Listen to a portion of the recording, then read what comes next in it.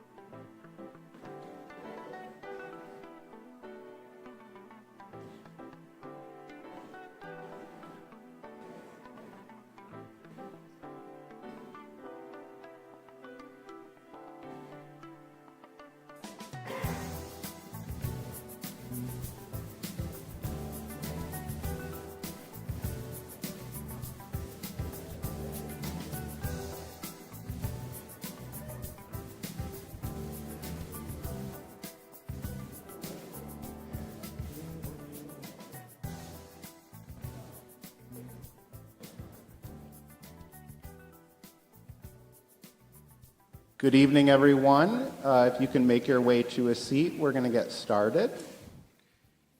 Welcome Welcome tonight. We're so happy to have you with us. I'd like to introduce one of our students who will get us started tonight, Ebenezer Vasquez Fuentes. Ebenezer, if you can come out.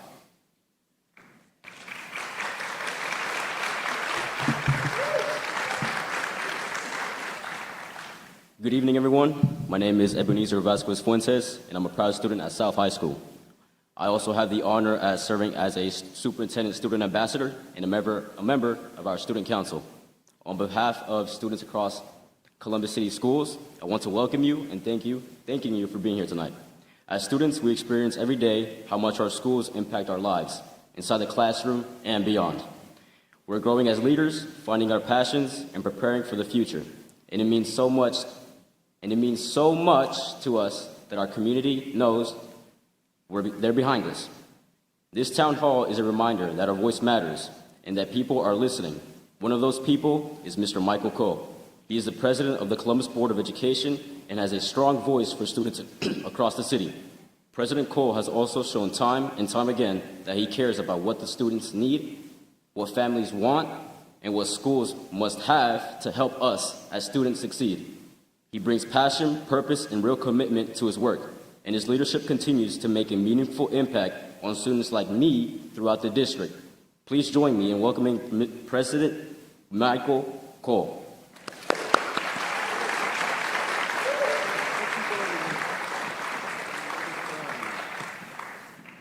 Please give Ebenezer another round of applause, please. It is such a wonderful experience to have the opportunity to see our city's young people, and I'm just a strong proponent of human capital in their highest potential anyway, wherever I am. But to see our children defeat the myths, to see our children speak out in ways that surprise the world just never ceases to amaze me. So another round for him. Yeah. So welcome to tonight's Fair School Funding Town Hall discussion.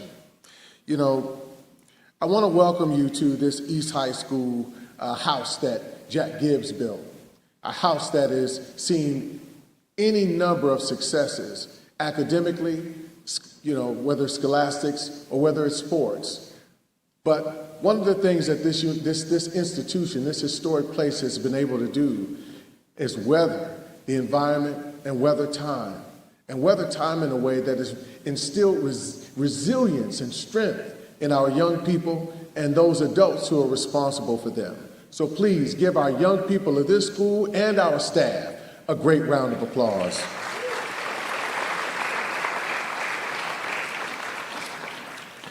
You know, we're proud to gather together in this historic place to have a real rich conversation about what's at stake in this biennial budget.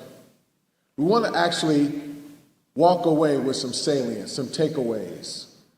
We wanted to first engage, have the opportunity to bring community together and have a rich, strong discussion and honest dialogue about what's happening in our atmosphere, in our academic education atmosphere, and how what's happening at the State House impacts us. We wanted to inform. We wanted to give you a deeper sense and knowledge and understanding of what's happening at the State House in a way that can negatively, adversely impact public education throughout the state of Ohio, but also right here in our district, Columbus City Schools. The last piece is action. This evening is a call to action.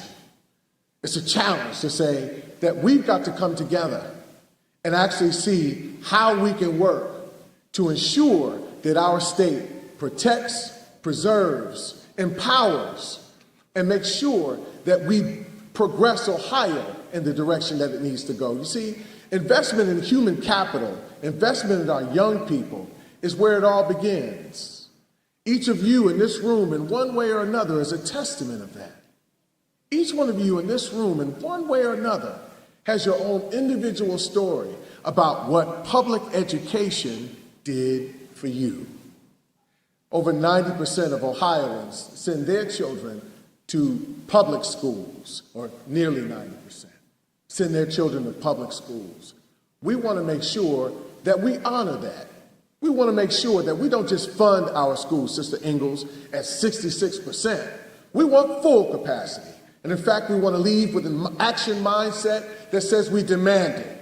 Do we demand it? Come on now. Do we demand this? Tonight's conversation is grounded in a simple but urgent truth. Fair school funding is not just a policy issue. It's a justice issue.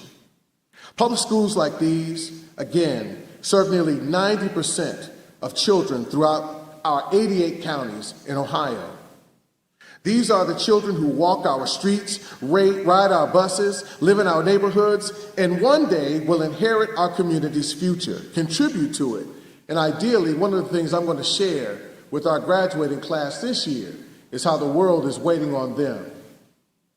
It starts with how we invest in them, but the world is waiting on them to solve its challenges and problems. The world is waiting on them to be sure that they have the skill sets and the mindset and the knowledge to be able to advance societies and communities all over the country and all over the world. We have a number of things at stake here. So I want to talk just very quickly about what's in this budget and what's missing.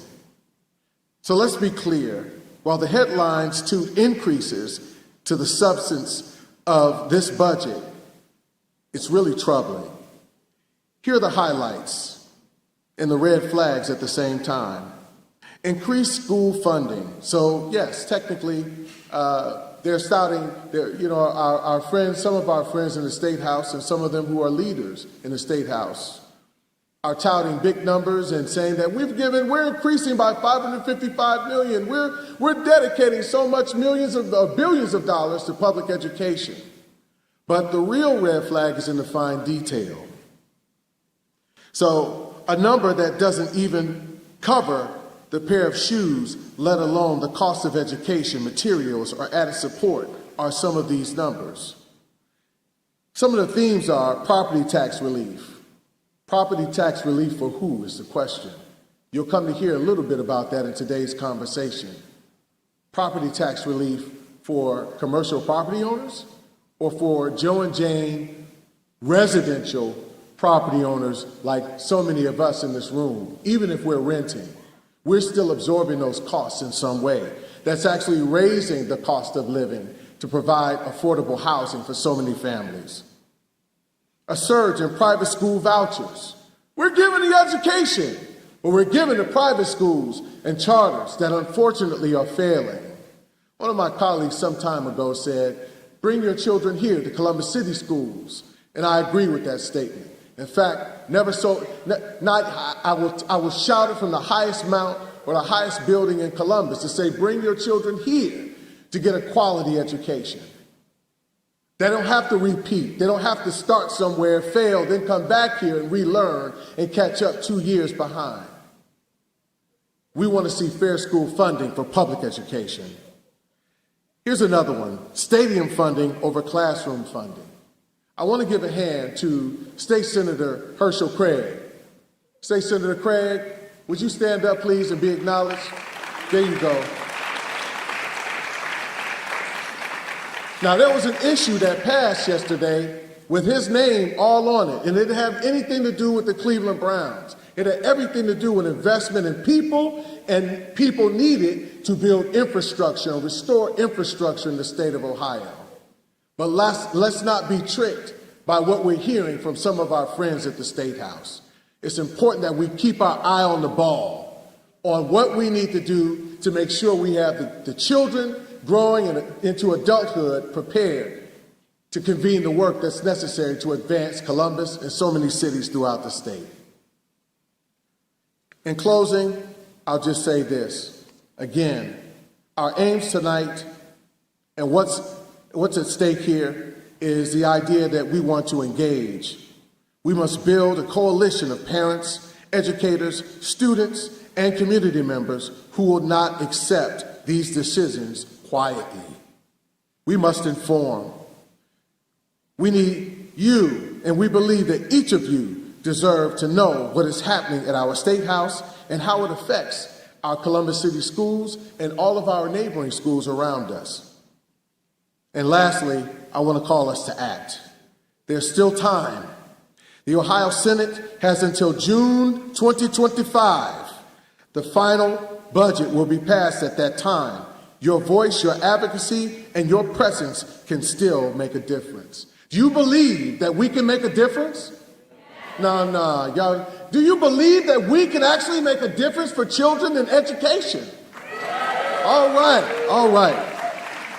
So with that, I want to do the due diligence and take the time to introduce who I'll affectionately refer to as my sister colleague, the leader of our and CEO of our Columbus City School District, Dr. Angela Chapman.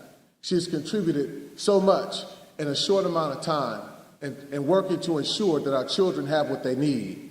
And she's done good work with us. And sometimes it's a challenge, but this is a stressful job. This is stressful work. But I want to make sure that we welcome her with open arms, that we welcome her and show her that she has every bit of support in this community to be able to take the action necessary for our students. Dr. Angela Chapman.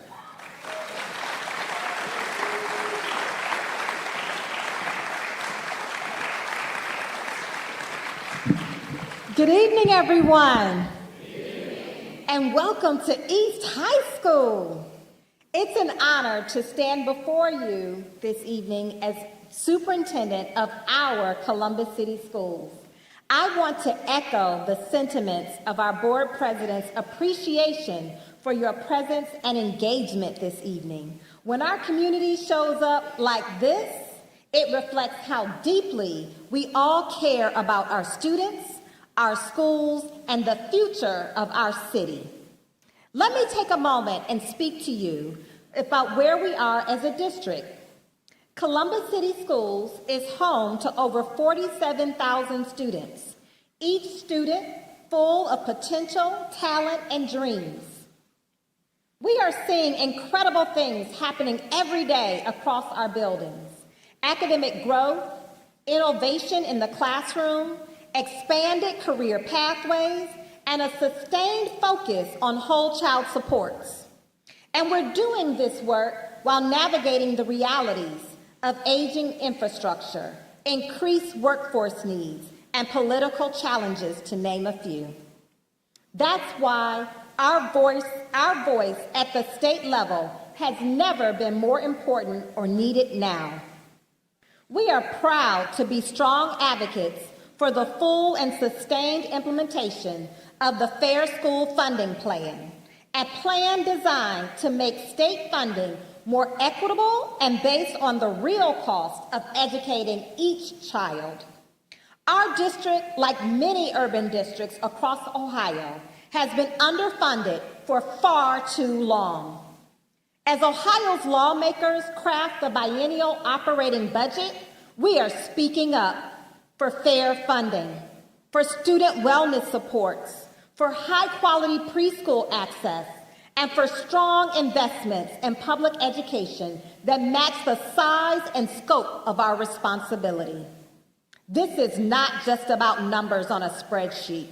This is about making sure that every child in Columbus City Schools has access to the resources, support, and opportunities that they need to thrive. Our message to policymakers is clear. Invest in public schools, invest in our children, and invest in Ohio's future.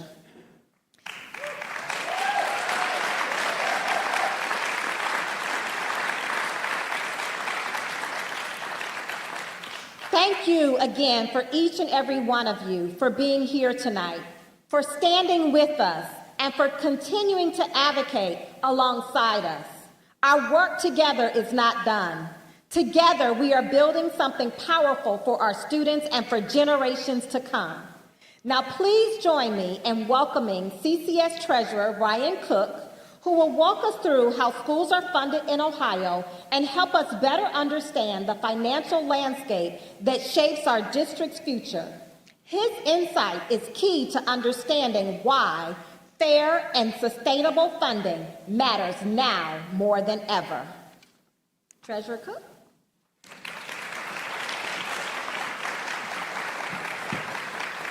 Good evening. As Board President Cole and Dr. Chapman said, what's at stake is much more important than any number on a spreadsheet. I can't reiterate that enough.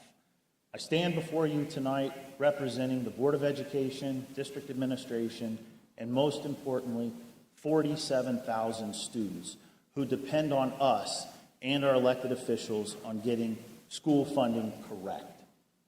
As Dr. Chapman said, districts have been underfunded for far too long. Back in 1996, when I was a high school senior, the DeRolf case began. I stand here before you tonight in 2025, still fighting harder than ever to get what's due to our students. It's unacceptable. Thank you. In 2001, a bipartisan group, along with educational professionals, superintendents, treasurers, devised a formula that benefited students. It maximized the dollars that we need in the classroom to achieve. What's at stake here with this biennium budget is no less than the eradication of that funding formula. Dollars that are essential to the programs that Dr. Chapman and the Board of Education implement. Anything less than full funding is unacceptable.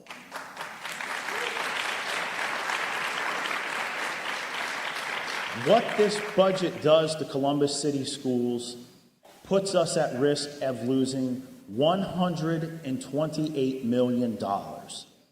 Those are dollars directly out of your pocket. There is tremendous discussion about the property tax increases across the state. We all feel it. We all understand it. The answer is not taking money away from public education. That's going to force our Board of Education to return to the ballot box on a much more frequent basis. Again, unacceptable and does not fix property taxes or the shortfall in public education.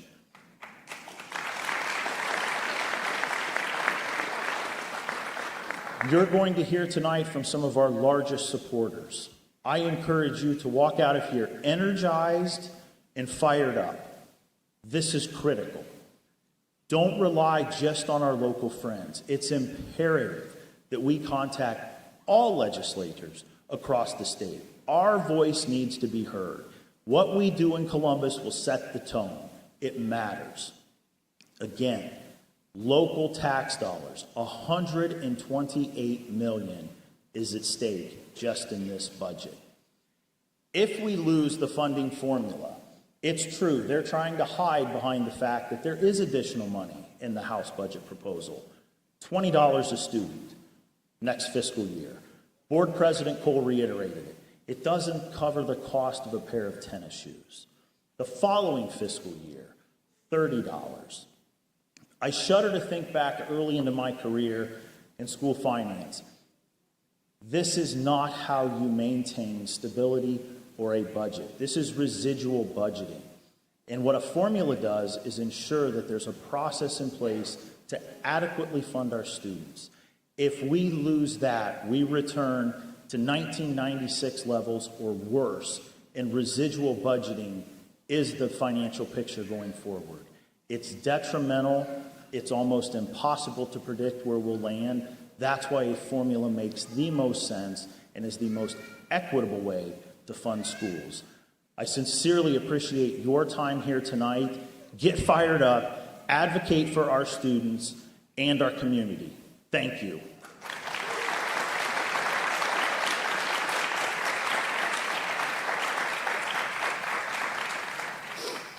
Thank you to our district leaders for standing up for us at the State House and advocating for fair school funding. Fair funding isn't just about the money, it's about making sure that every student has the opportunity to succeed. Now it's my honor to introduce tonight's moderator, who has been a powerful voice in our community and an advocate for change, Amelia Robinson. Amelia Robinson is an award-winning journalist and the editorial director of the Columbus Dispatch. She has spent her career giving a voice to the stories that matter the most to our city, from shining a light issue on impacting students and families to holding leaders accountable. Amelia's work has made a real difference. She uses her platform to speak up for justice, equity, and the power of community. As a passionate storyteller, Amelia doesn't just report the news. She makes sure that the voices of those who are often overlooked are heard loud and clear. She's not afraid to ask the tough questions, and her dedication to truth and integrity has earned her respect across the city. Tonight we are lucky to have Amelia here, not only as a journalist, but also as the moderator for our panel discussion. She'll be guiding the conversation and helping us dive deeper into the important topics at hand. Please join me in welcoming Amelia Robinson.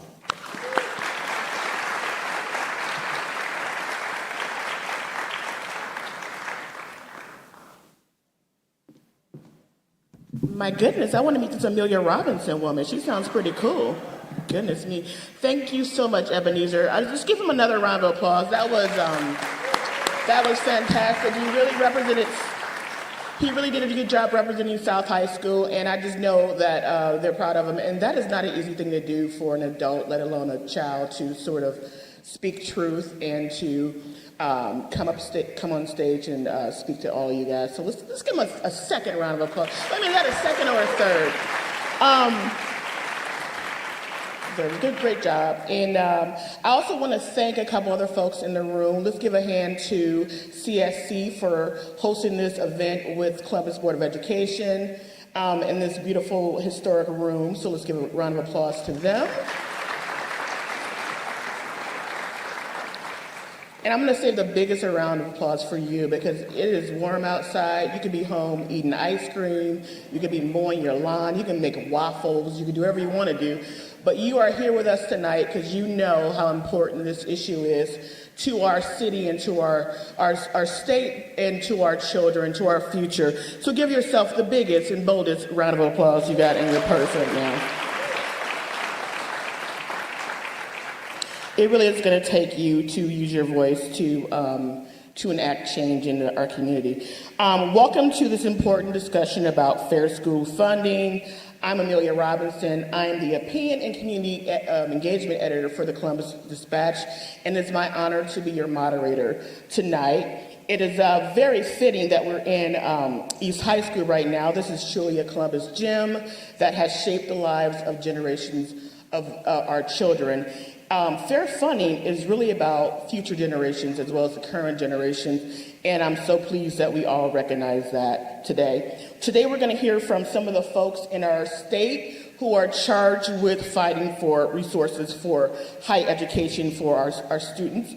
Our gracious panelists, are you guys ready?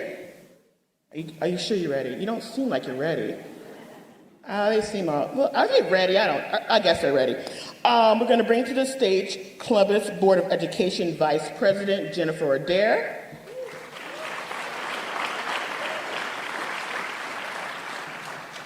Next, we have District 9 State Rep Manira Abdullahi. Next up, we have District 2 Representative Latina Humphrey. Next, we have Assistant Minority Leader Datavius Gerals, who he represents the 1st District. And we have Burl Brown, Pick Antonio. Did I get it right? I get a prize, yeah. Pickle Antonio, I got it wrong. I gave myself a prize and I didn't deserve it, but I was close. Okay, and last but not least, we have 1967 East High graduate, District 15 State Senator Herschel F. Craig.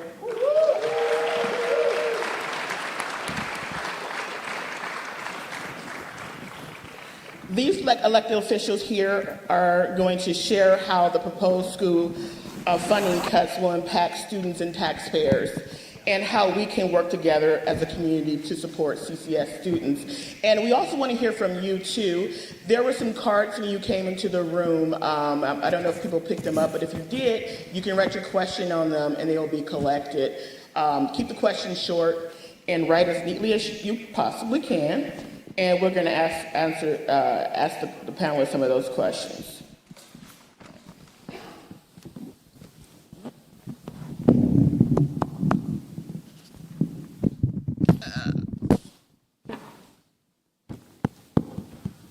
Okay.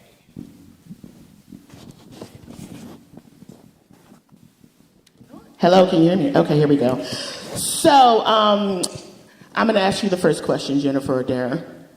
Obviously, this is not a done deal at all. It still has to go to the Senate, and then it has to go back to the governor. But things are quite scary right now. What about this plan that the House put out keeps you up at night most? Yeah, all of it. I mean, you heard our president, you heard our superintendent, you heard our treasurer, you've heard from community members across the state about how detrimental this entire proposal is to public education. All of it keeps me up at night. It is our duty as your Board of Education to ensure that your community, our community's vision and values happen in our classroom. And without proper funding, without constitutional funding, it is almost impossible to do. And it comes back on us as the local community. And so it is critical that it is our time now to come together, fully understand what is happening, and fight. And I'm really proud of the representatives and senators who are on stage with me, because these are our partners in the fight, and they have been fighting extremely hard for us. And so I'm excited to have this conversation and to share information about what's happening at CCS and across the state. You know, it keeps me up at night because it's our 47,000 children and future generations that are at stake. Would anybody else like to take the question? Yeah, you can go. Yeah. Well, first off, as I'm so excited to be here. My name is Dontavius Geralds, State Representative for House District 1. You're actually in my district, and alongside Senator Herschel Craig. And, I represent all of Bronzeville, King Lincoln, Milo Grogan, downtown, Bexley, Berwick, Old Town East, part of the South Side, because, my sister over here to my left represents the other part of the South Side, and all of Whiteland Park area. And so what I would tell you is this budget is trash.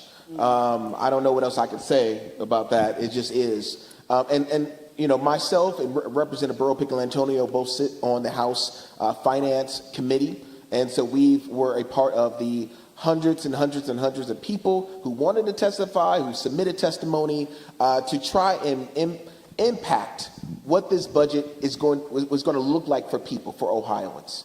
And unfortunately, the cries from our constituents were not heard.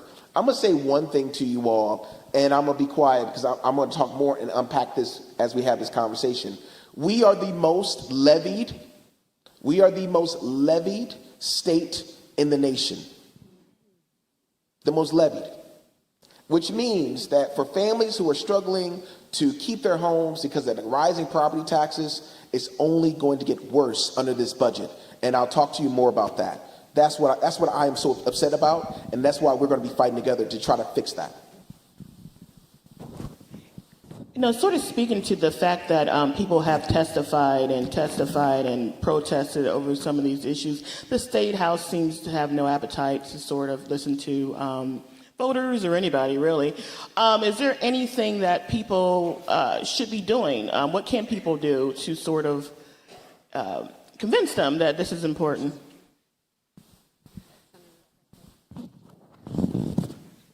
Let me first thank all of you for being here. I certainly want to thank Dr. Chapman, President Cole, every administrator, every security person, every custodian, every bus driver,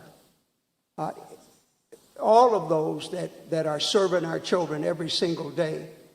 the question was asked, what's at risk? Fundamentally, my answer is everything. Everything is at risk. This is serious. And I think to your question, yes, we've heard many hours of testimony. We're going to be hearing more hours of testimony in the Senate.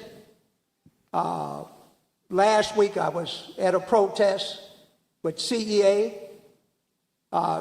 3 weeks before that, and it rained all day long, and yet we stood there in the rain for 5 hours because it's going to require all of us. The simple question that people come down and they stay down for hours on this issue of quality education. And so we'll unpack it, as already has been stated, but it's going to require all of us.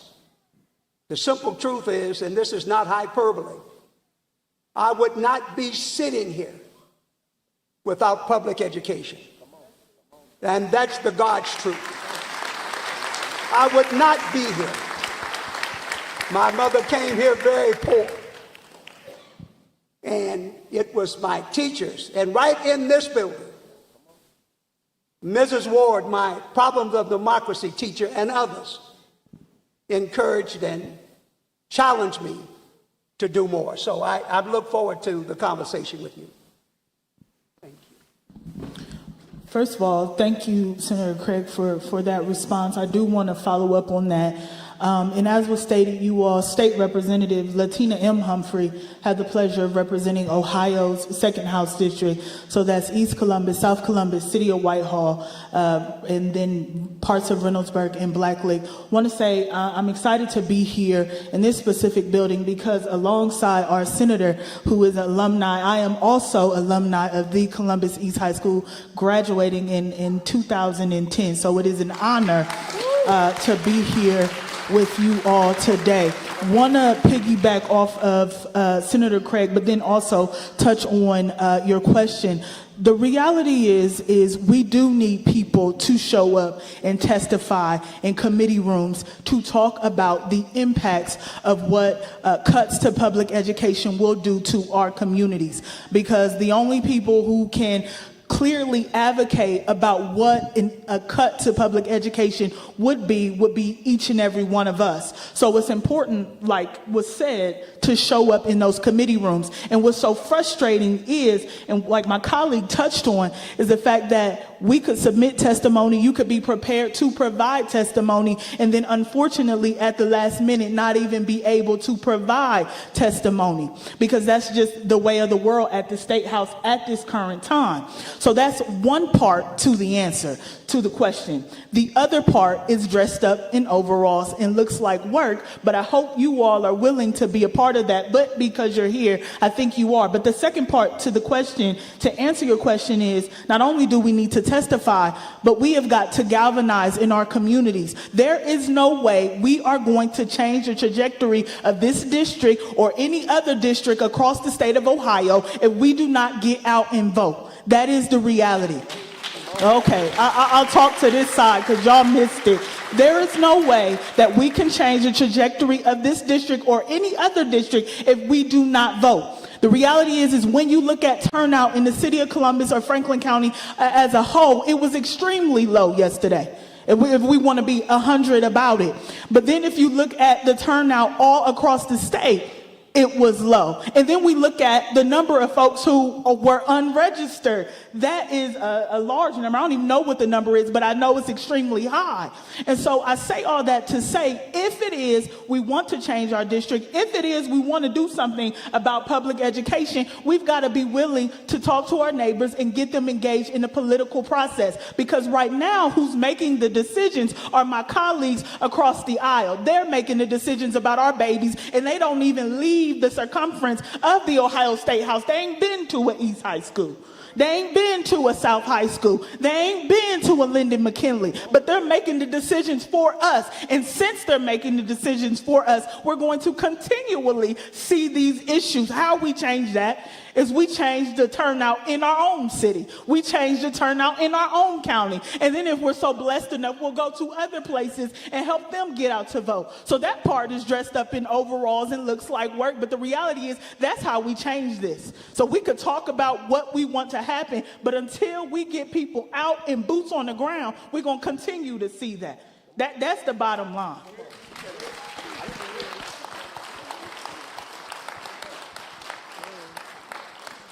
Yeah, I would love to add on to that. We've just heard two types of advocacy. We've got testimony and we've got voting, right? And I want to talk about a third one, protesting. Because I'll be honest, I don't think we're angry enough. I do not think we're angry enough, because if we were, I'd be bumping into every single one of you at the State House. We had record numbers of opponent testimony for public education, for higher education, and yet the state legislature chooses to ignore, right? But we see what the power of you showing up looks like when we look at the libraries. They wanted to cut funding to the libraries by hundreds of millions of dollars. And what did you do? You showed up, you called, you emailed, you bugged them, and they didn't know what to do with themselves. They didn't know where to go. They were fumbling left and right. It was beautiful to watch, honestly. And what do? They backtracked. And I think that's what we need to do for this as well. We need to testify, we need to vote, and we need to protest. I want to see more phone calls, more emails, and more folks showing up to the State House. We had a beautiful delegation show up last week in the rain, and yet, I kid you not, they sent people home. They sent staff home because they were afraid of them talking to you all. So we need to show up consistently, regularly, because this is your future on the line, your children's future on the line, our taxpayers' dollars on the line, our city on the line, our education on the line. And so we need to be showing up and not giving them a moment of rest, because they want to pretend like you don't exist. I'll keep it real with you guys. They want to pretend like you don't exist. They want to pretend like you don't matter. And when testimony happens, they forget about it the next minute, the next testimony. They do. It didn't happen. And so you need to fill these mailboxes. Genuinely, fill these mailboxes. We have one more month, right? It passes, we have until June. One more month for us to show up, bring your neighbors, bring your friends, bring your kids to the State House, make it a little field trip, and fill the halls of the State House, and fill it with your voices until they can no longer ignore us, because this is no joke. We've heard what is at stake. I'm a product of Columbus City Schools, and I genuinely, just like Senator Craig said, I would not be here without Columbus City Schools. I went to COS, shout out to my Cosmic Scholars, but I also know what that building looked like. We needed more money. We need more than what we're getting, and yet they're cutting it. And so there's so much at stake, and we need to show up, and I know we can show up, because we've showed it. We've done it with the libraries, and we can do it for our kids. We can do it for our schools. So that's what I want to say about that. Thank you. I'm going to give you one more action item, but before I do that, I want to reiterate the thank you to any educator, any district staff member, any of you who spend your professional careers, your days, supporting our children. There is no job, in my opinion, that is more important than that. So during this week of Appreciation Week, I just want to echo the thank you that was already given. My name is Burl Brown Pickle Antonio. My House district is District 4. I live in Gahanna. I represent Gahanna, New Albany, Westerville, and the part of Columbus that is in between. And I am very thankful to be here with you today. I want to give a special shout out to one of the former Columbus School Board members, who happens to be my dad in the audience, Eric Brown. I too am a product of public education. I served on my Gahanna School Board for 8 years. My dad served on this Columbus board for 8 years. And in another lifetime in Cleveland, served on a school board for 15 years. His dad served on that same board for 8 years and was a teacher in the school district. Public education is literally the only funding mandate in our Ohio Constitution. And in addition to the fact that this is a state that has more local property tax levies than literally any other state.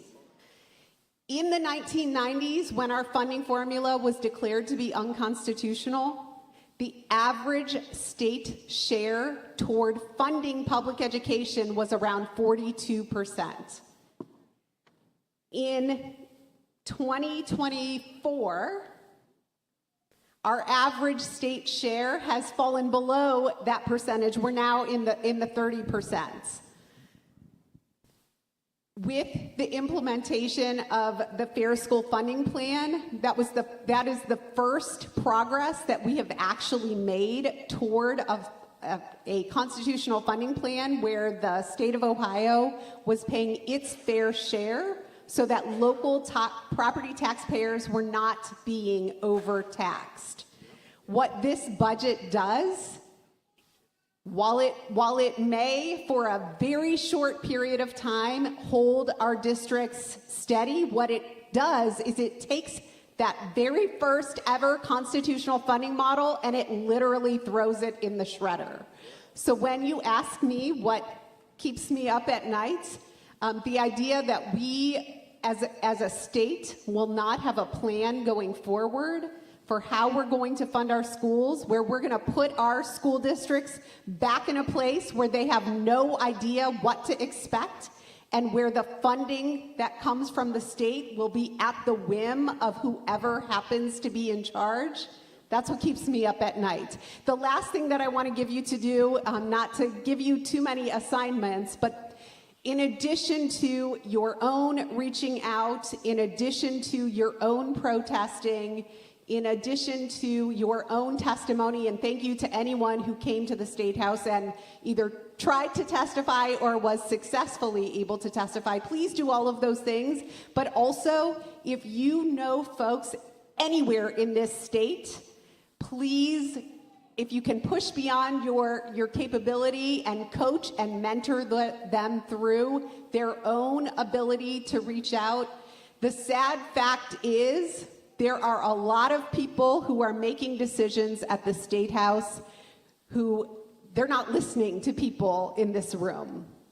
And so any capacity that you have to make sure that their constituents know how and feel confident in navigating through the process of reaching out to their elected officials, please do that also.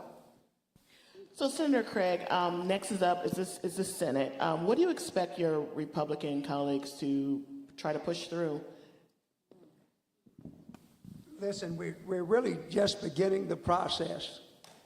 But I will say to you that our caucus, there are 9 members in my caucus.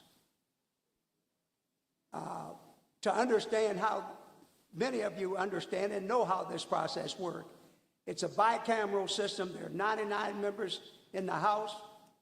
There are 33 members in the Senate. And I mention that because in each one of those bodies, there are supermajorities on the other side.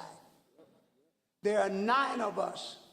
And I want to say to you tonight, I want you to hold all 9 of us accountable for the work that we're doing.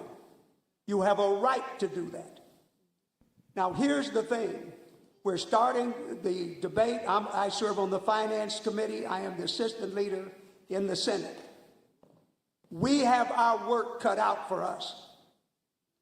But I will also say to you that we will fight vigorously because this fair funding plan, and it's already been stated, and that's not something to say. I don't want to waste your time tonight. It is real. They have turned their backs on this plan. It was a bipartisan plan in the Senate to make sure that all of our children, no matter what their zip code is, would have a fair opportunity. That's not what is existing. And so what we will do, we will, they've actually divided up into subcommittees. Our full committee will begin to meet and go over these issues. But none of this stuff can happen in a vacuum. We're going to argue with everything we have to ensure that there's fairness in this process. But it would require This was not stopping at the House. Folks to continue to give testimony, called all 99 members of the House, all 33 members of the Senate. Your voice, and I will just say to you clearly, you are not powerless.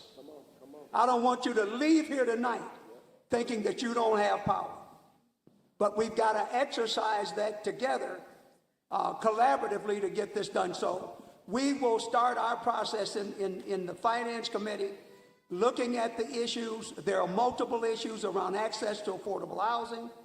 All of these issues, the healthcare issues, all of this is so inextricably linked to education, to make sure that we're touching those issues. They talked about property taxes. I have 7 bills around property taxes, and all of those are bipartisan bills, because our seniors and those that have played by the rules and they've retired deserve to live in comfort.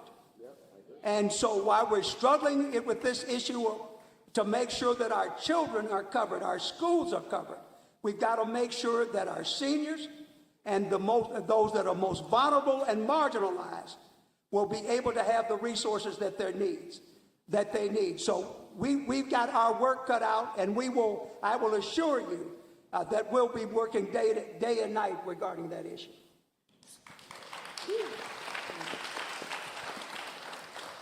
So one of the things that has caused a lot of people a lot of headaches is the whole cash reserve issue. We just ran a column in the Columbus Dispatch from the Worthington superintendent where he talked about the destabilizing effect the provision would have on school districts, not just his, but all around the state, and the fact that, school districts will be forced to go back to voters sooner.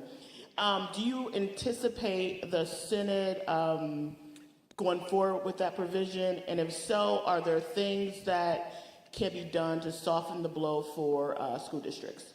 Well, my hope is, and I appreciate you raising that question.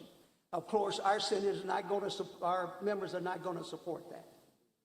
What we're pushing for, because what has happened with the local government fund, so that districts all over this state, particularly in Central Ohio, don't have to have levies so often, is because when that local government fund was reduced and reduced exponentially, it has hurt communities greatly.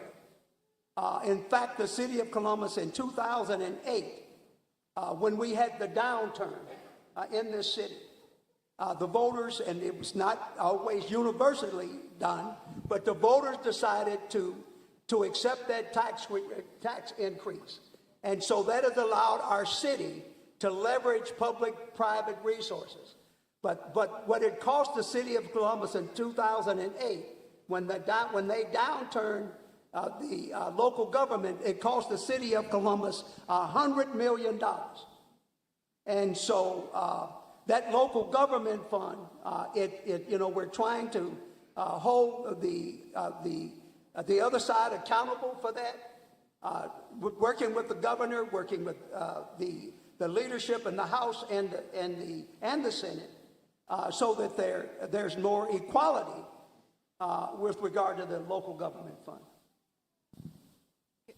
If I could, just kind of, if I could explain just a little bit about the cash reserve issue. So this cash reserve provision was not part of the governor's executive budget. It was not part of the House budget until the very end of the process, when it appeared just days before we were to vote on the House version of the budget.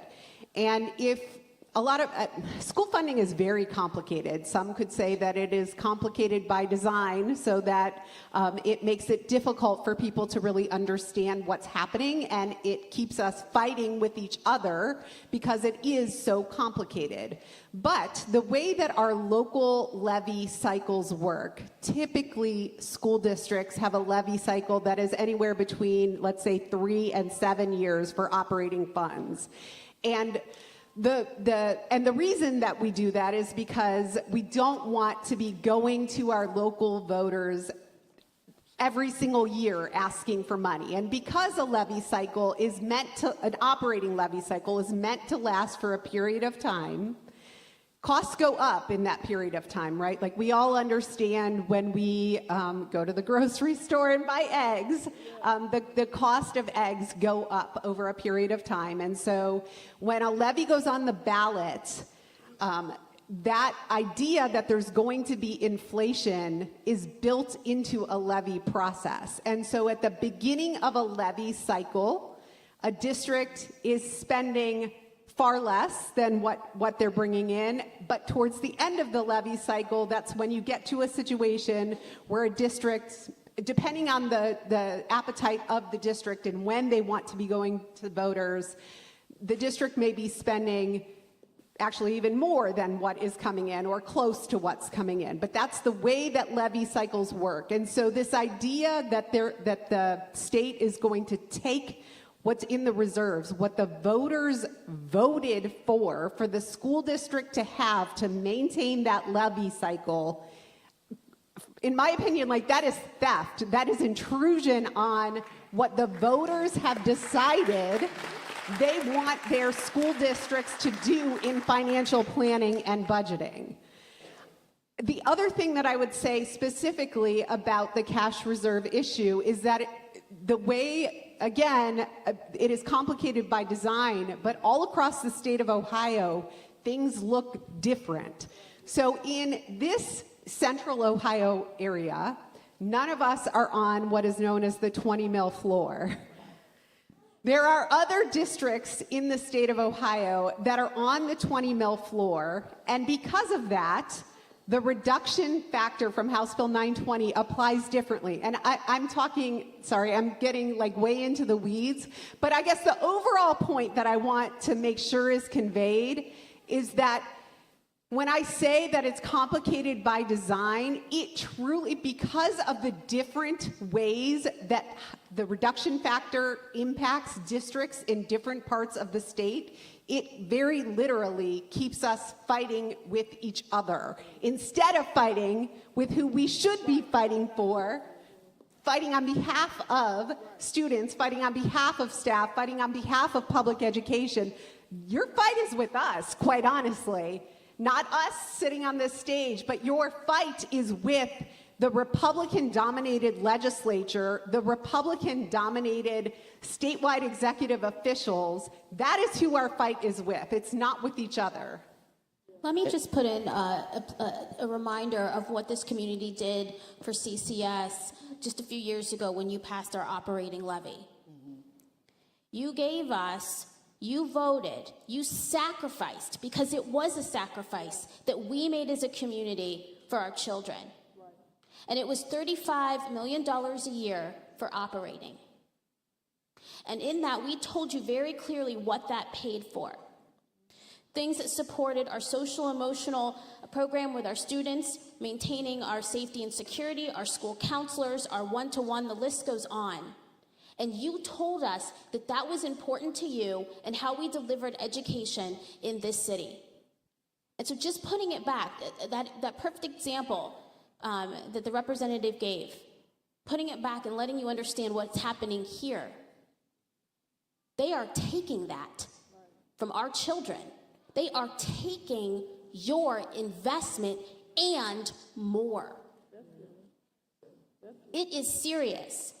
And part of it is by design that we are all fighting one another.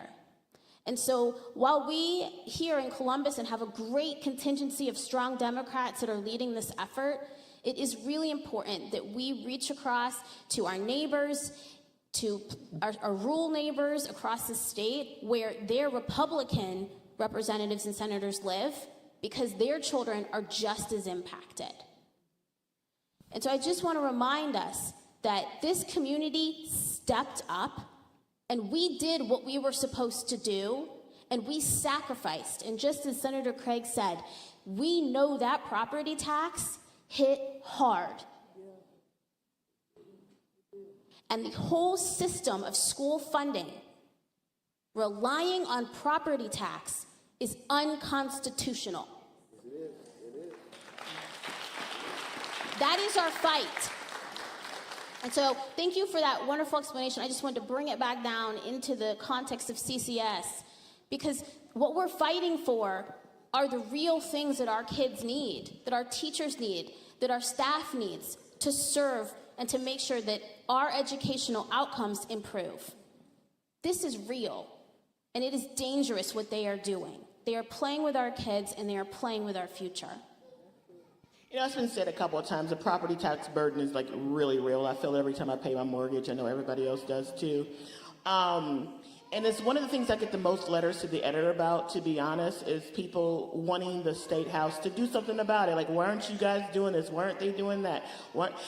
Are there proposals out there that would actually lead to actual relief for property owners that you want to talk about quickly? Yeah.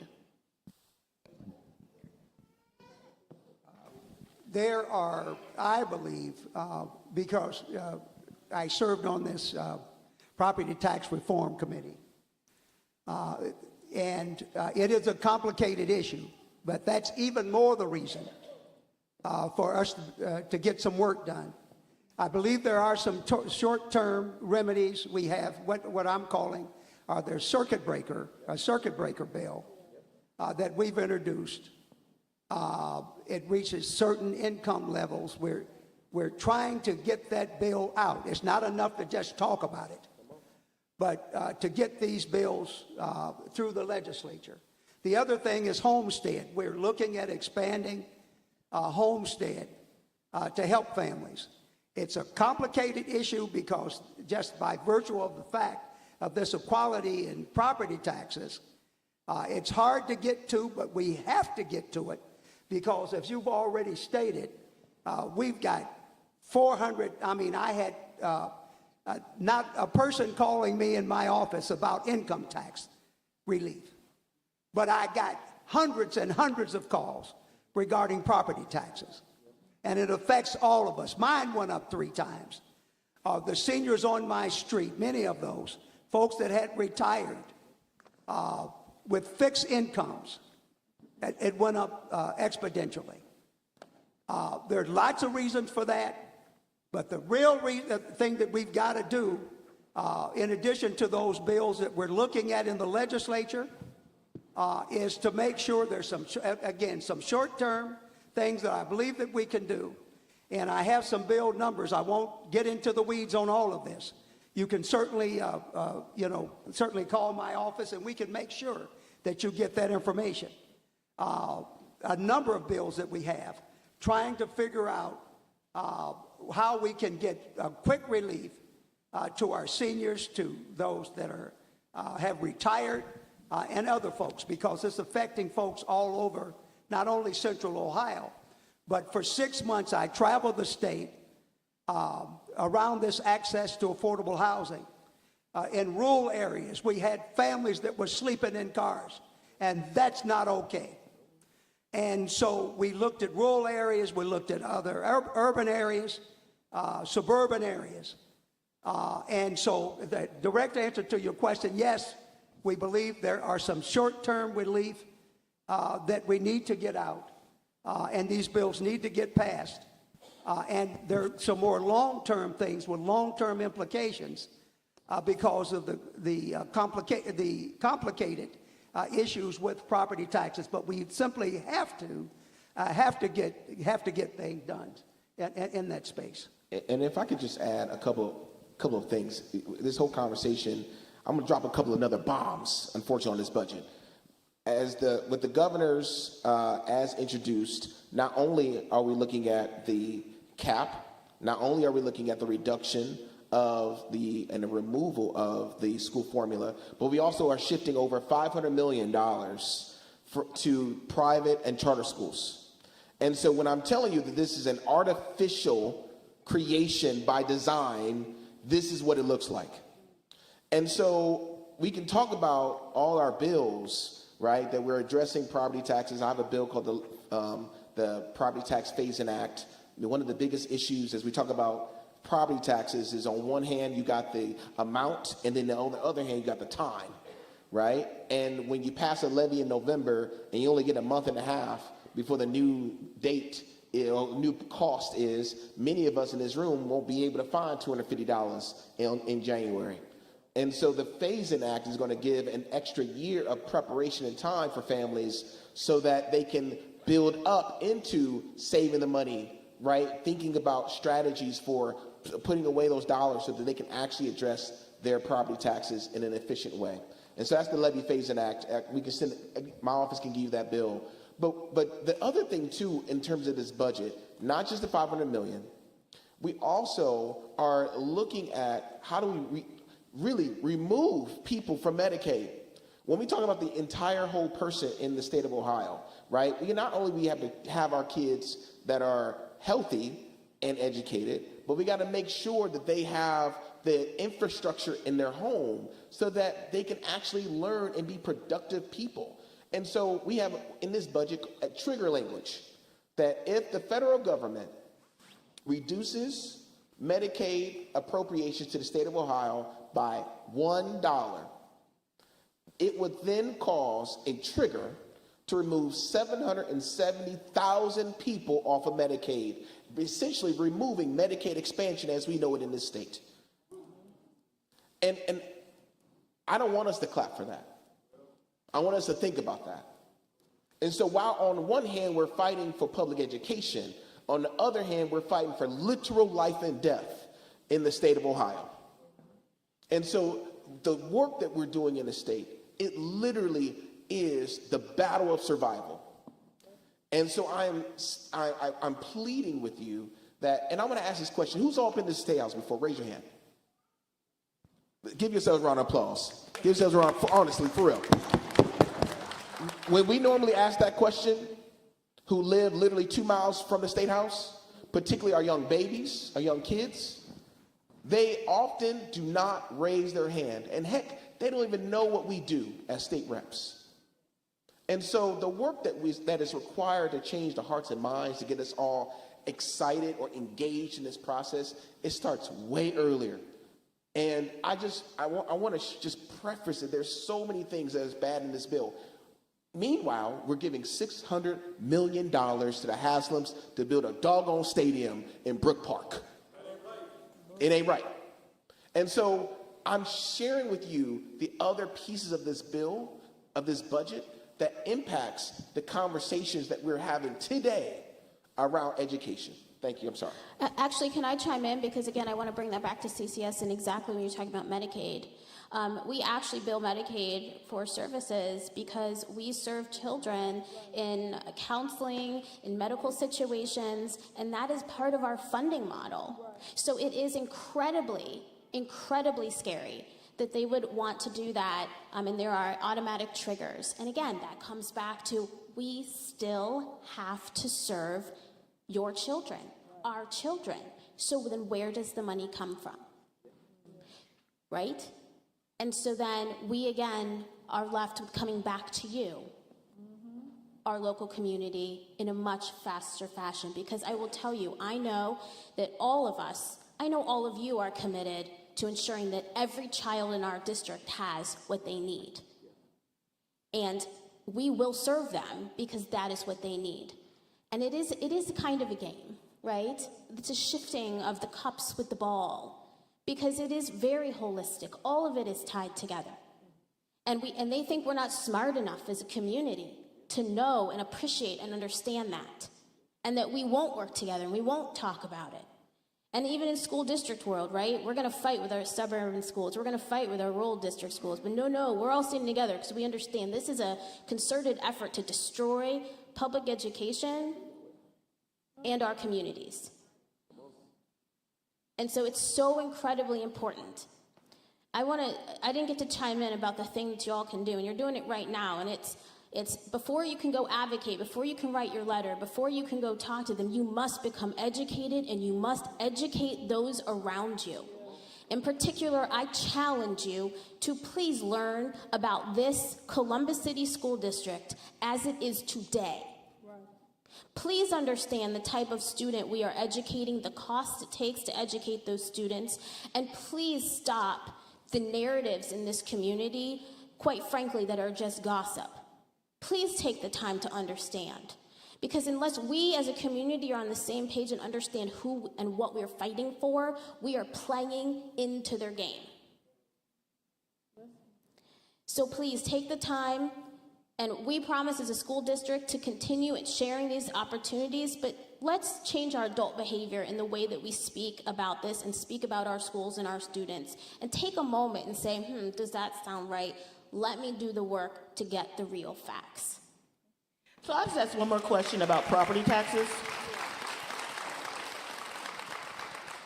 So like Vivek Ramaswamy is running for governor, and one of the things he said, and people laughed, ha ha ha, that he wants to do away with property taxes and income taxes.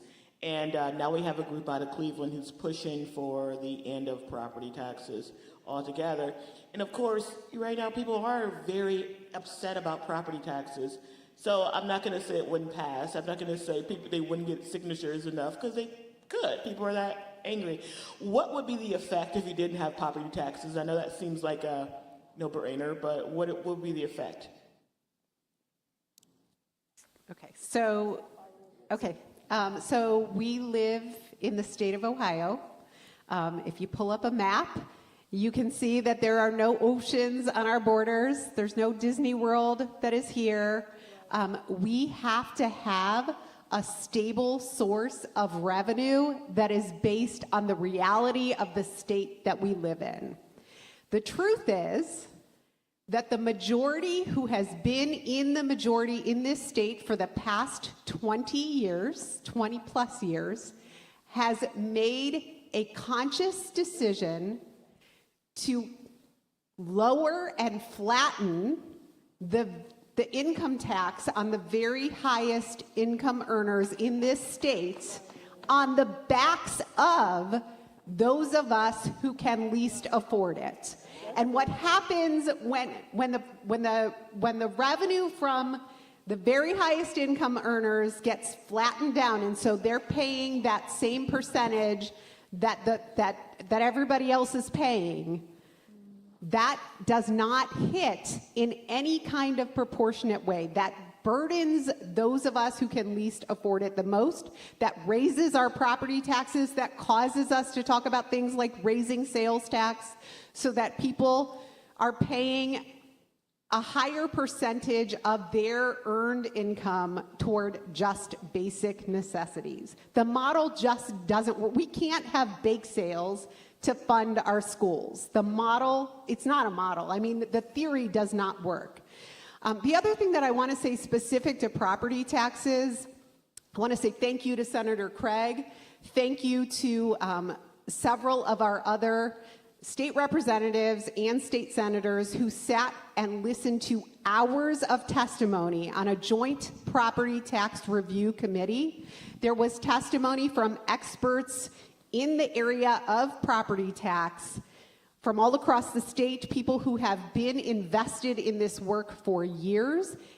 A very comprehensive report came out of those hours of testimony with literally pages of recommendations about how to provide property tax relief in a way that provided some relief to our seniors, to those who are, quite frankly, our retired educators who have not had a COLA increase in years, who are living on fixed incomes. It would provide that property tax relief, but not on the backs of our schools, not on the backs of our local government. There have been a number of bipartisan bills that have been introduced both last General Assembly and this General Assembly based on the recommendations from that joint property tax review committee. And none of those bills have made it across the finish line. And the people who are in charge of deciding what actually passes are the people who are in the majority. So I guess I just reiterate again, this is by design to keep us fighting with each other so that we are not fighting with the people whom we need to be fighting with.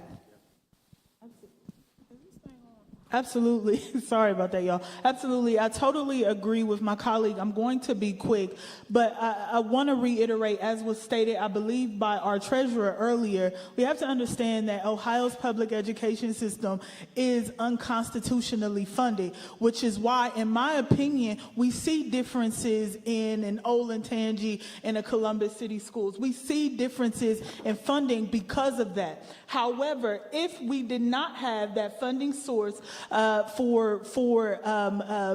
taking away the property taxes or whatever, I mean, just imagine what our schools would look like. I just told you that public education is unconstitutionally funded right now. So just imagine what our schools, what CCS specifically would look like if we took away property taxes. And so I just wanted to hit on that to make sure that you all understand that while there should be a resolve for the issue of high property taxes on our seniors, on our constituents, on everyone, essentially, if we were to get rid of that, I mean, our babies really would be receiving the bottom of the barrel. So I wanted to make sure that I touched on that. But I also want to say this, and I'm going to give it to my colleague here.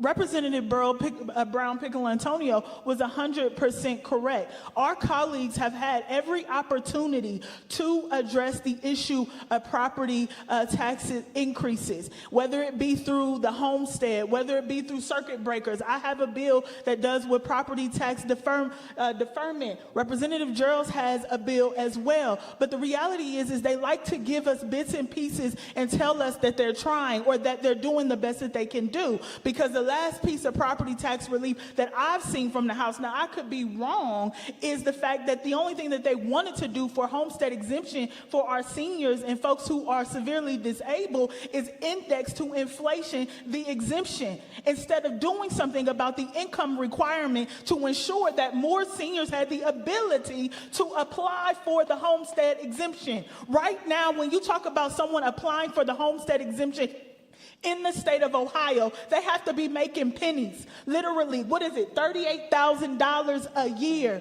I'm not going to say the average senior who is retiring, but some seniors who are retiring, the ones that I've talked to, at least retire with the 40K. So who are we really helping here? They want to give us bits and pieces and say that they're trying. And I'm appreciative that you're indexing the index to inflation for the exemption. But if you can't get on and you can't get on and you can't get on, it puts us in a bad position and it hurts our seniors and it puts them on the streets. So what really relief is there? So I just wanted to touch on that. Thank you, Representative.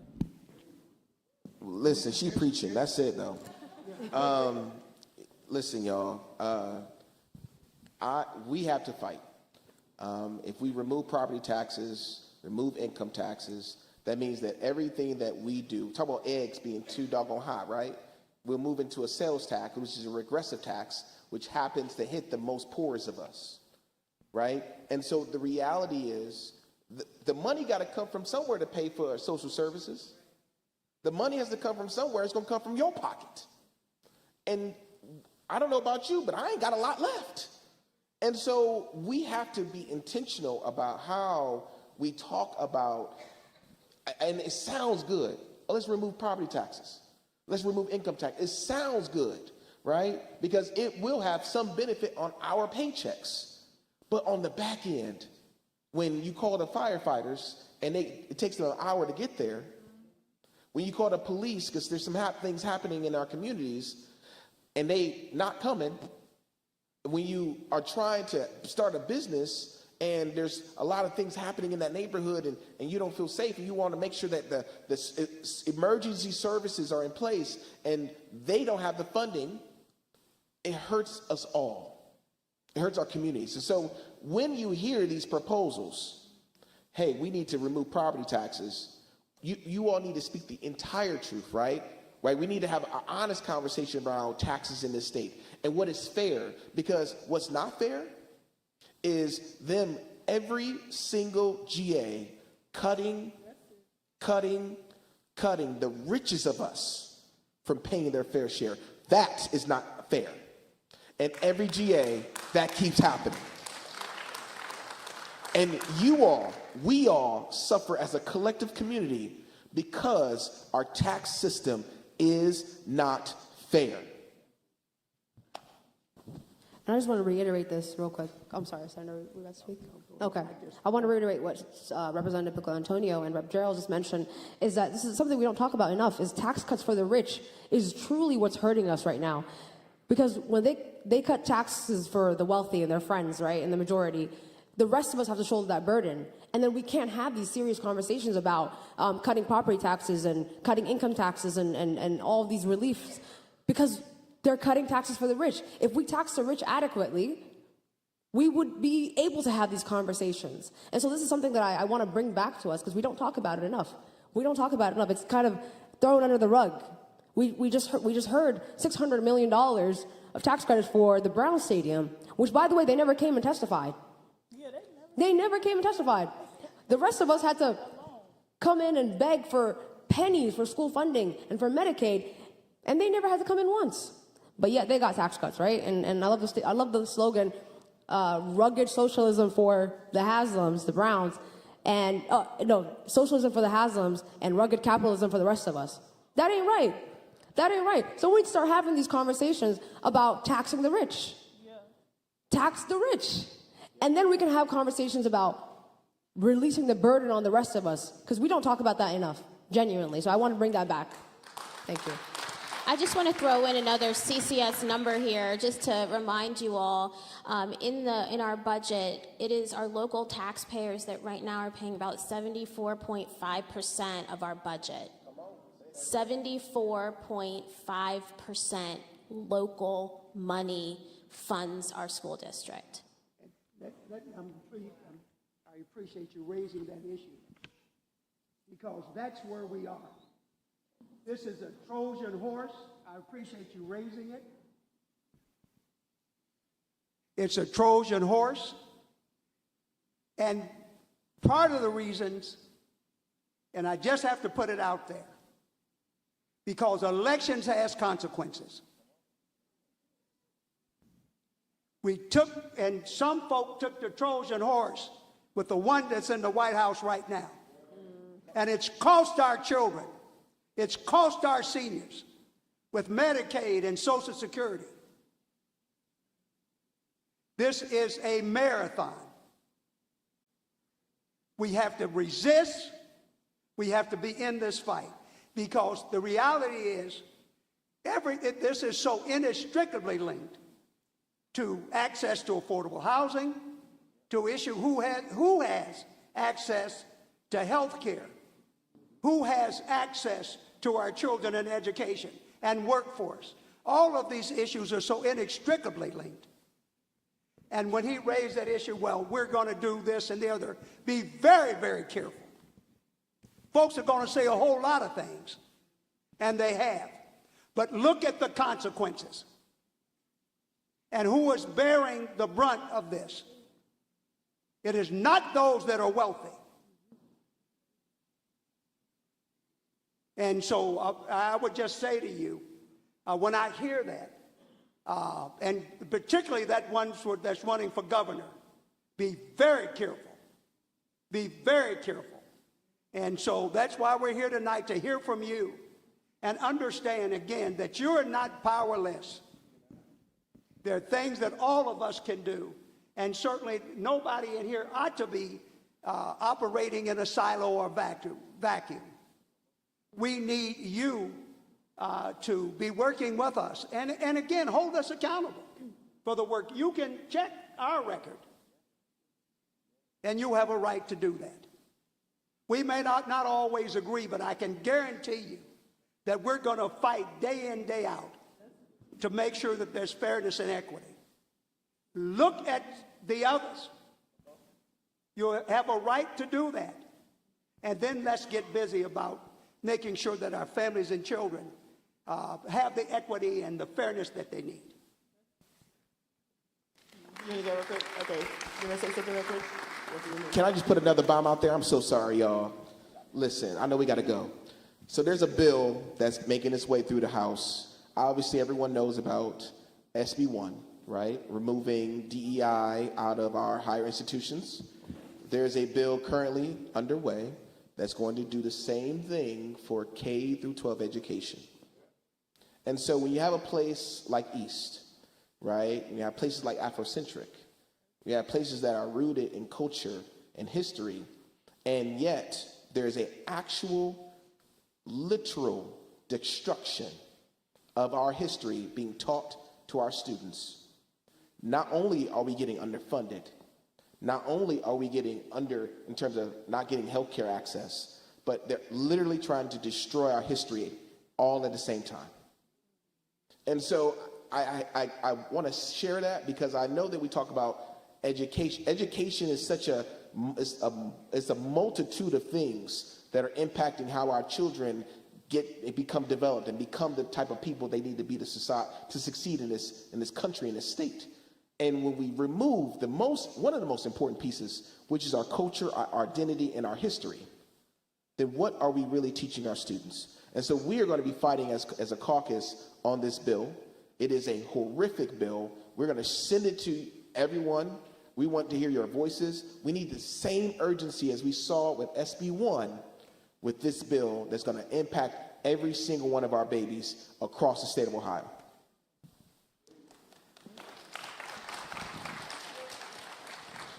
So we're going to try to whip through these audience questions real quick. So let's keep those answers short. Okay. I'm concerned about public funding going to private schools. Last budget, Matt Huffman used our budget tax dollars to make infrastructure improvements to private and religious schools in Ohio, while our public schools get shortchanged. What are you doing as representatives to make sure this doesn't happen again? How will you inform us so we can act as well?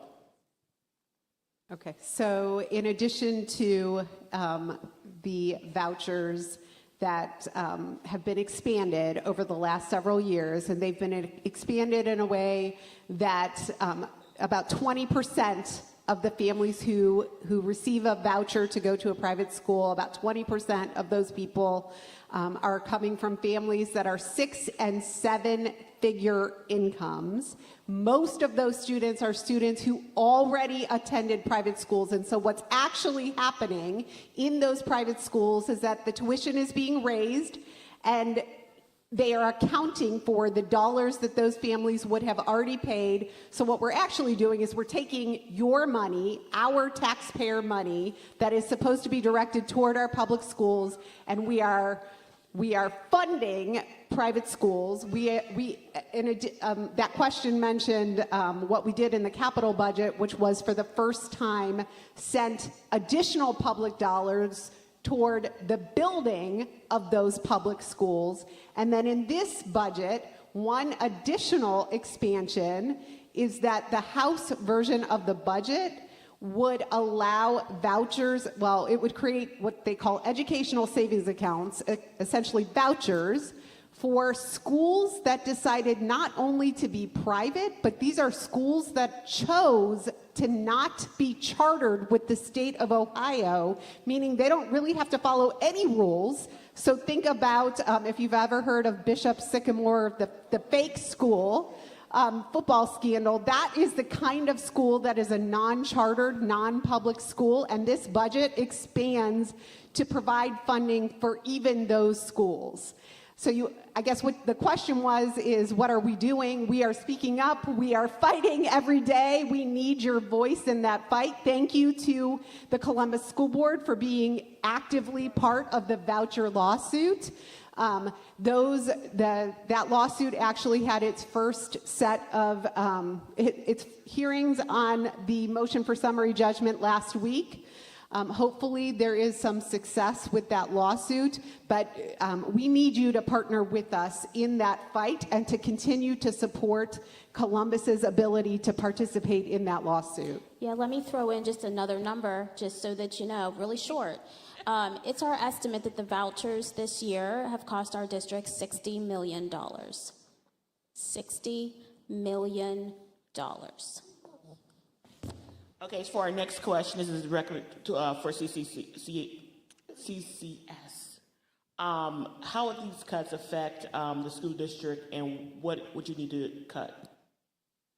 So obviously, this would require very serious community dialogue about how we would need to move forward in our district. You can feel and hear the impact of the numbers that we are talking. It is no secret that cuts will be made. And I will tell you on what we know and what our school board and what our community and what our superintendent is committed to is a realignment of our school district that focuses on achievement of our academic vision. We know we have to do this. You've told us. We know. What the challenge is that how do we go about doing that in the most strategic way when we're faced with these huge deficits? And we've only touched on a few of the things. You've heard about the vouchers, you heard about the funding. We also have something around this transportation penalty. We also have concerns about our property being taken. And so there's a lot of other pieces to this puzzle that impact the way that we can resource our district. The other thing about the Fair School funding formula that we haven't really touched on is this work study group that is really trying to figure out how it is that we fund some of our most neediest students, students with special needs. And so there's a study group that's figuring out, this formula and try to add that in. Now, there's a much more complicated way. I tried to oversimplify that, but they're not done with that work.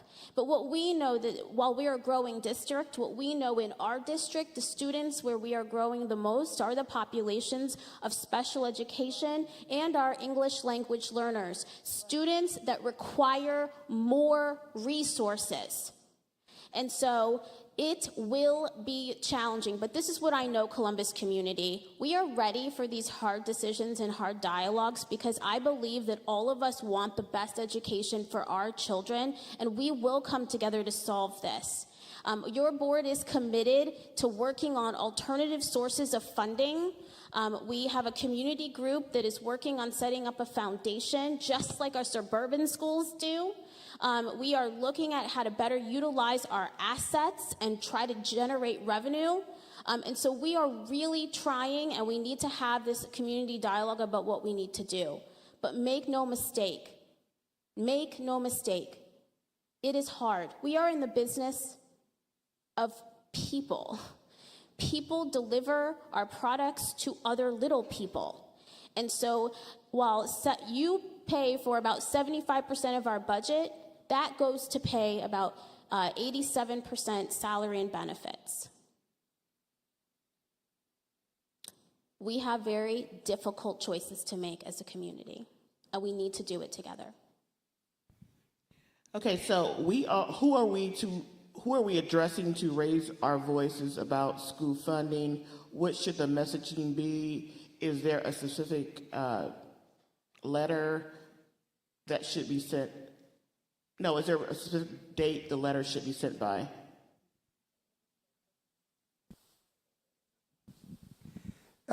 Thank you for that question. Here's the thing. You don't need to do a dissertation to do this. I mean, I want to work just sending a letter that you care deeply about this issue. And I appreciate my colleague's response. Yes, study the issue. But time, it's really like Dr. King, the urgency of now. You know, that arc, that moral universe does bend, but it does not bend by itself. So I'm encouraging you, just if it's a simple letter, send it, just send the letter with what you believe and what you care about to all 99 members of the House and 33 members of the Senate, that you care deeply about this issue, that it's harmful and deleterious to our children and our families. So speak your heart, and so do it now, because we're engaged in this. Well, I mean, the budget by statutorily, we've got to get this budget done by June the 30th. So there is an urgency of now. So please do that. Call our office if we can be helpful in any way in kind of the design of your information. But we need your help. We need your help. We've already said there's been hundreds of folks that have given testimony. We'll need more folks to come down.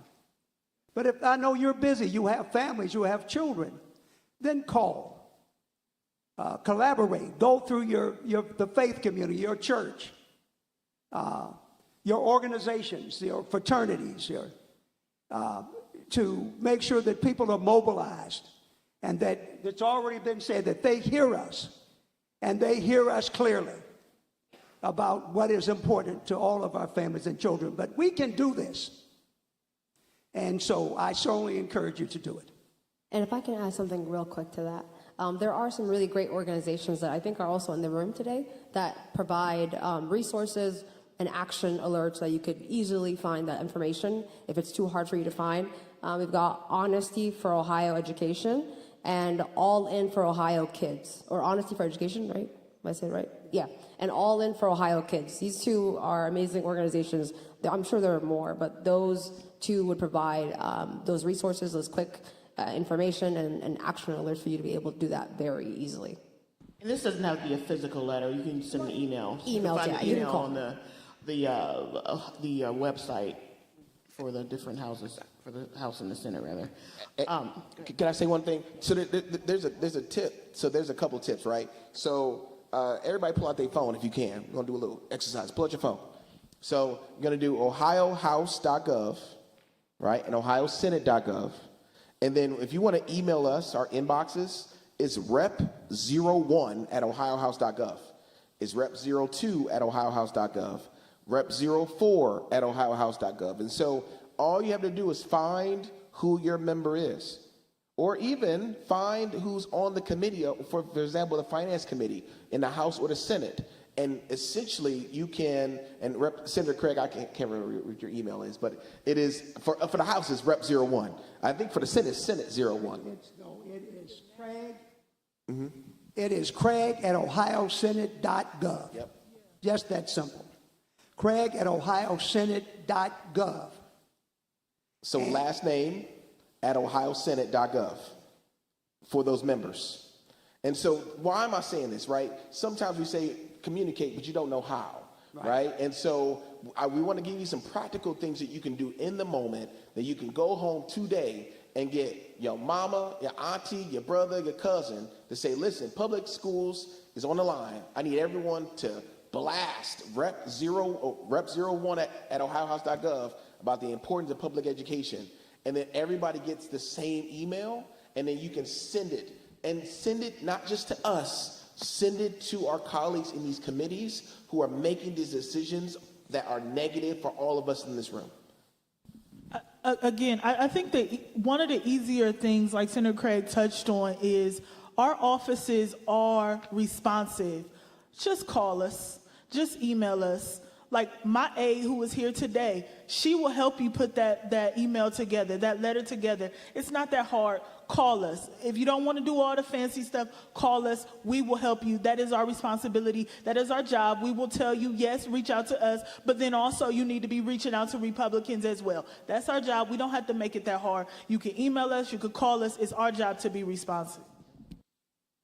Okay, so we have one more question. Since the rainy day fund is at its highest at approximately $3.8 billion, and it is placed there to avoid economic downturns and keep stability, since investing in our youth aids in stabilizing the economies, especially for the future, why can't Ohio use the rainy day fund and avoid the cash reserve issues and property taxes?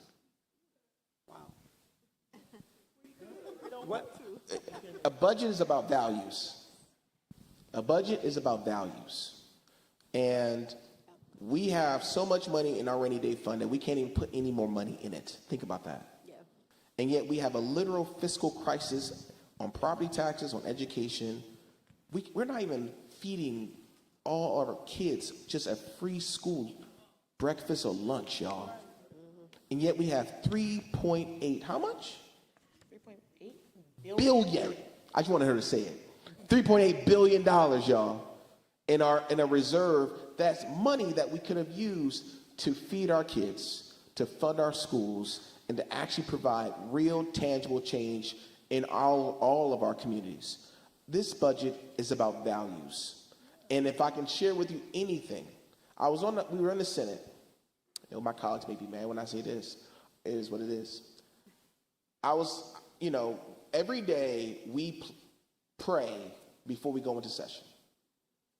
And sometimes I'm like, I must be praying to something different, because I thought that we were supposed to feed the sick and clothe those in need and to actually do the things like serve the most marginalized of us, of these, right? As public servants, that is our job, right? You vote for us to serve all of you. This budget is not a reflection of what I put my hand on the Bible and on the Constitution and read. And I am hurt, I'm upset, and I want to cuss in this school, but I'm not. I'm mad. I am mad. And so the one thing I want to share with you all is the reason why all these things could get fixed is because it's about values.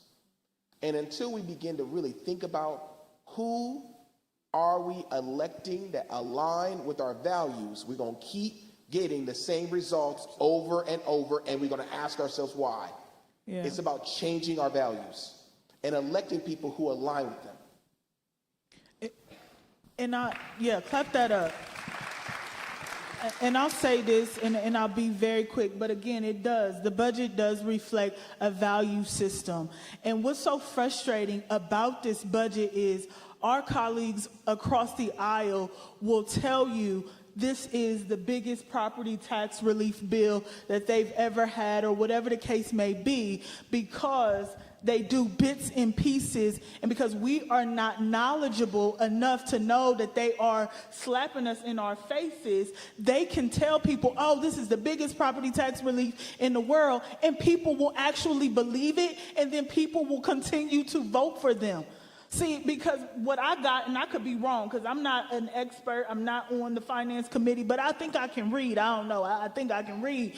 And what I've seen from the reserves and the cap on the reserves and the 25%, and then you can only take 25%, and everything else they're going to give back to communities, give back to governments. That's what they like to do. They like to use this verbiage and these words to make it seem like they're doing something. I just told you about the homestead exemption, how they're indexing to inflation and saying, oh my God, that's amazing too.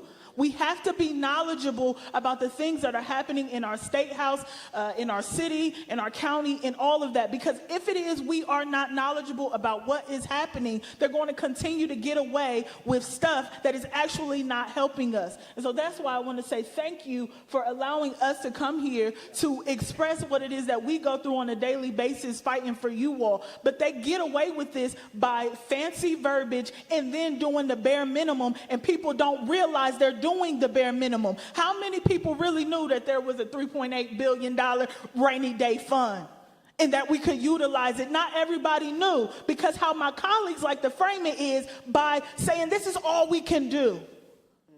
And because we don't know about it, some people, not us, but some people believe that that's all we can do. And we listen to the lies that they tell us. So we have got to consistently stay engaged so that way we can push back. So I just wanted to touch on that. Thank you, Emily. I appreciate it. Just very quickly, I think I appreciate all the points that have been made.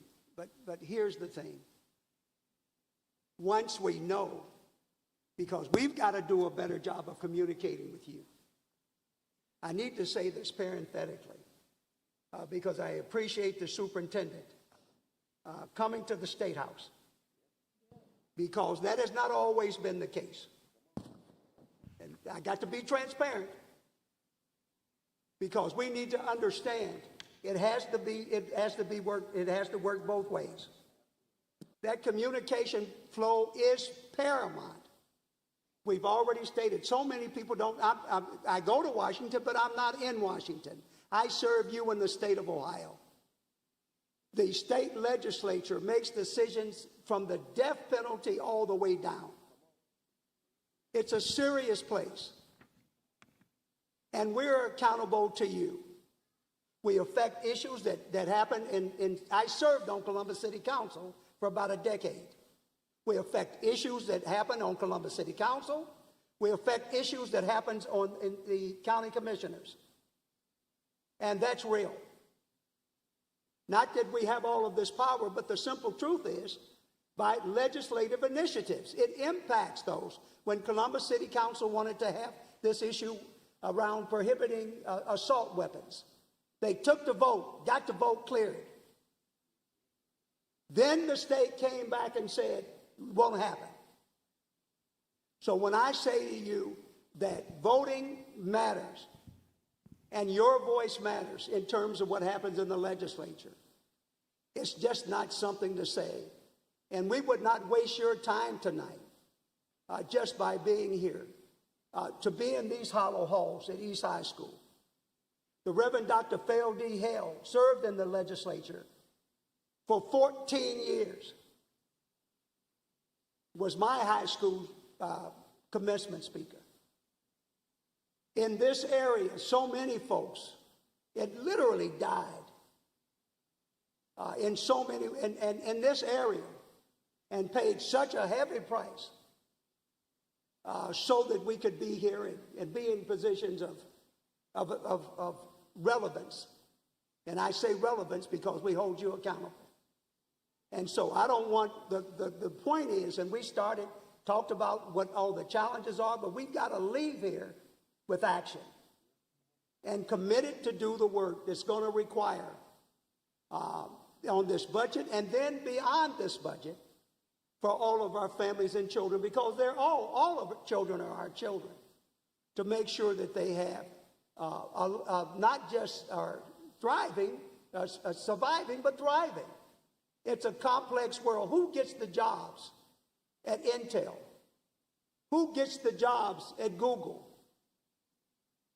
And so we've got to make sure that we're giving our young people all the tools that they need to be whatever their interest is in their lives. And so that's why we're here tonight. And I want to thank you for being here tonight and listening to us. But it's more than just talk. We have got to get something done.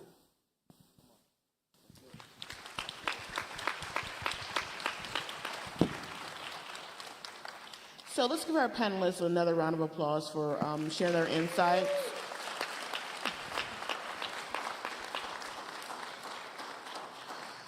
Please welcome to the stage CAA President John Coniglio. I knew I was going to say Coniglio. Coniglio, okay, sorry.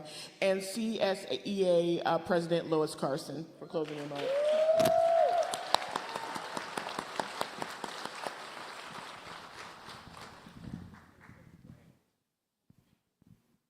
Think you're going to need this? Lois is up. You want to? Okay. Thank you, John. Good evening, everyone. I'm Lois Carson, President of Columbus School Employees Association. And foremost, let me thank you for being here this evening. I think in the opening statement, somebody said we could be doing something else. I could be at home right now repotting my flowers so that they could get ready to enjoy the summer break that's coming up prayerfully really soon. Whether you're a CCS employee, a parent, a student, or a concerned citizen, you showed up tonight. Don't stop here. You need to continue to show up. I don't stand here this evening as a union leader, but a proud product of Columbus City School, a proud grandmother and mother of kids from Columbus City Schools. I currently have a grandchild in Athens City Schools, which is a rural district, and here in Columbus City Schools. I still have 2 grandchildren that many moons from now will be attending, prayerfully, a public education. But maybe not. If things continue to go the way they go, grandparents and parents like me and you won't be able to see our kids go through public education. I can't afford a private education. I can't afford to help my children pay for their children to have a private education. I represent members in this school district who some work 3 hours a day at $14 an hour. They can't afford a private education. Vouchers are going to folks who can afford, not can't afford. The current state budget starts with you and I. We vote on folks who care about what we care about. So I think someone up here said elections matter. This time around, elections really mattered because John and I may be sitting across from these board members and the superintendent and the treasurer saying, what do you mean we're getting ready to cut this position? What do you mean we're getting ready to lay off 200-300 people? What do you mean we're going to shut down these schools because the State House said we need to shut them down? Not that we want to shut them down, but somebody in the State House, like my sister down there said, ain't never been in an East High school or Linda McKinley school. But they're making rules and regulations about the schools my babies go to, your babies go to, but they want to tell us when to close them, not fund them, and they have never, ever, ever drove past a Linda McKinley High School, Dominion Middle School. Yeah, they all drive past East High School because it's on Main Broad Street, where they have to drive by to get to the expressway. So they know about this lovely school standing here. But people, tonight is the beginning, not the end.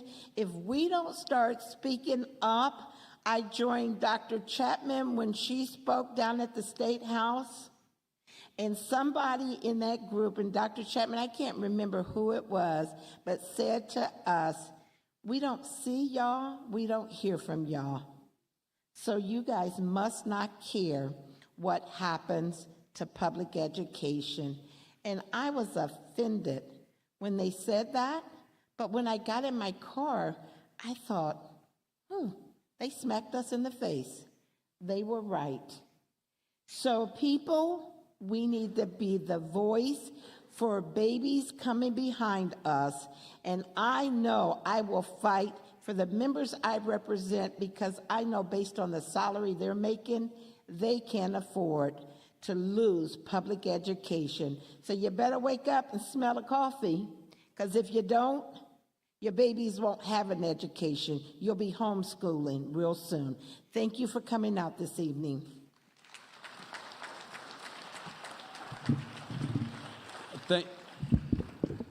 Thank you, Lois. My name is John Caniglio. I'm the president of the Columbus Education Association.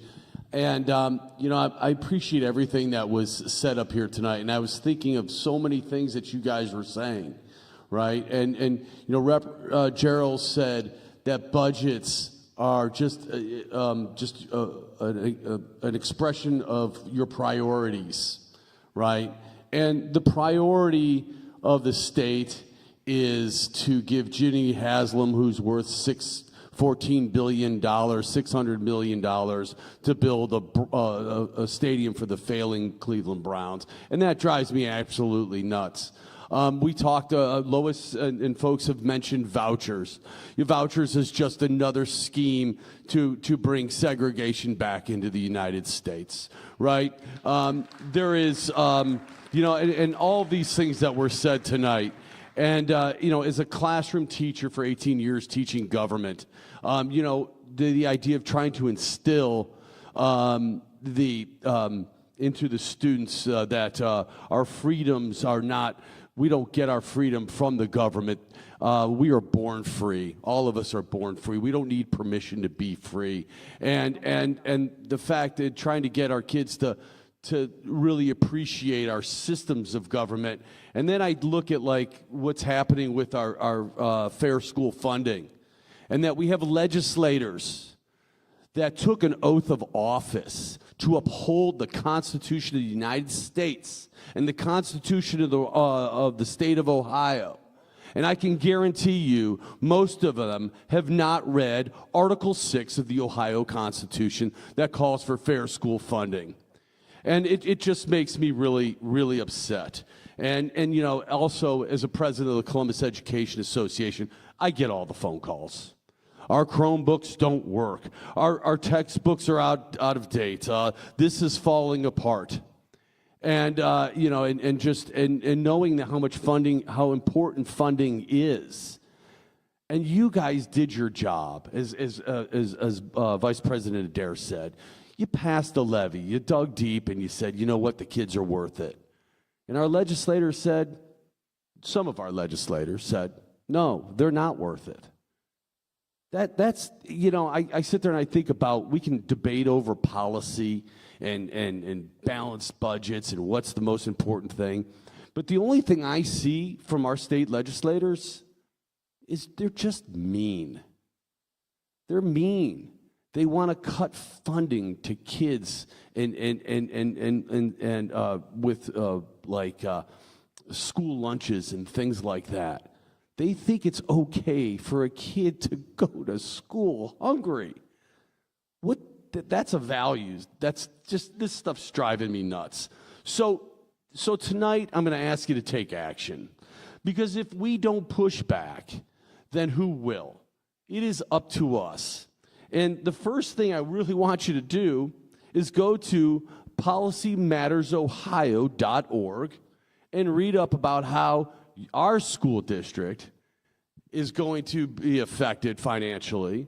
And then go look at your friends' school districts and give them a call and say, do you guys know you're going to be losing this amount of money?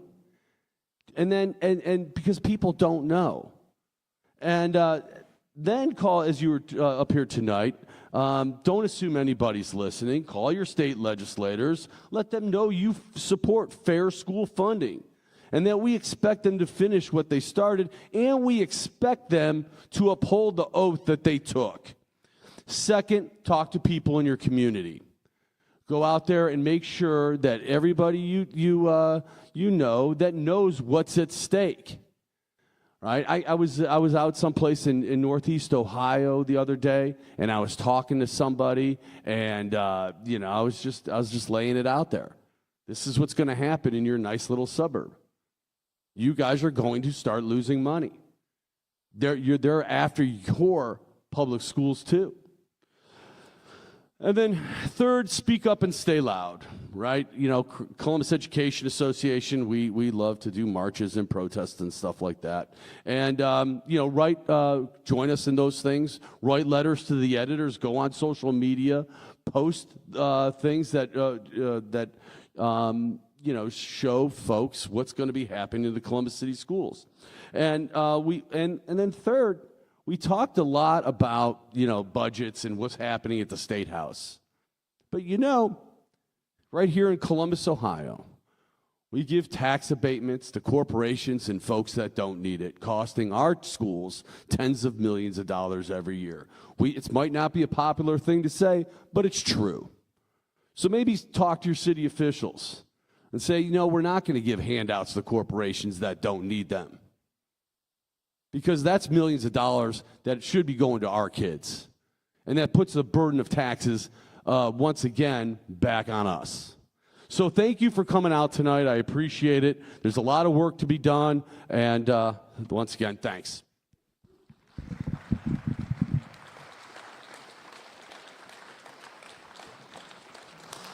I want to just briefly thank you from the Board of Education for everyone being here tonight. I would also like to thank our staff who spent a lot of time putting this event together. If you could please stand up, members of the CCS team, for all the hard work you did in putting this event together. We really appreciate it, and we really want you to go out and heed the call to action that everyone gave tonight, because one thing we know is that our children are worth it. Thank you all, and have a wonderful evening.